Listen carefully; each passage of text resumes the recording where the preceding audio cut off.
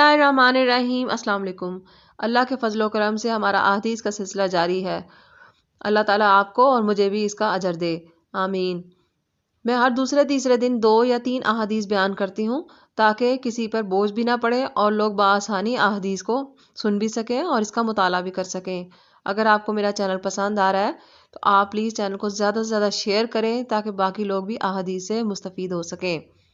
چلیں آئیں آج ہم کتاب وضو کے بیان سے چیپٹر نمبر 4 سے حدیث نمبر 162 سے مستفید ہوتے ہیں۔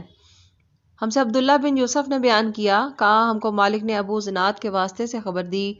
وہ ایرس سے، وہ ابو ہریرہ رضی اللہ تعالیٰ عنہ سے نقل کرتے ہیں کہ رسول صلی اللہ علیہ وآلہ وسلم نے فرمایا کہ جب تم میں سے کوئی وضو کرے تو اسے چاہیے کہ اپنی ناک میں پانی دے، پھر اسے صاف کرے، اور جو شخص پتھروں سے استنجا کرے اسے چاہیے کہ بے جوڑ یعنی 1 یا 3 سے استنجا کرے، اور جب تم سے کوئی سو کر اٹھے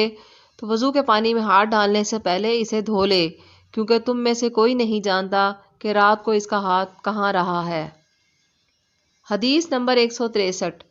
ہم سے موسیٰ نے بیان کیا، ان سے ابو عوانہ نے، وہ ابو بشر سے، وہ یوسف بن ماہک سے،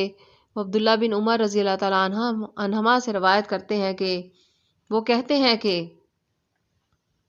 ایک مرتبہ رسول صلی اللہ علیہ وآلہ وسلم ایک سفر میں ہم سے پیچھے رہ گئے، پھر تھوڑی دیر بعد آپ صلی اللہ علیہ وآلہ وسلم نے ہم کو پا لیا اور عصر کا وقت آ پہنچا تھا۔ ہم وضو کرنے لگے اور اچھی طرح پاؤں دھونے کی بجائے جلدی میں ہم پاؤں پر مسح کرنے لگے۔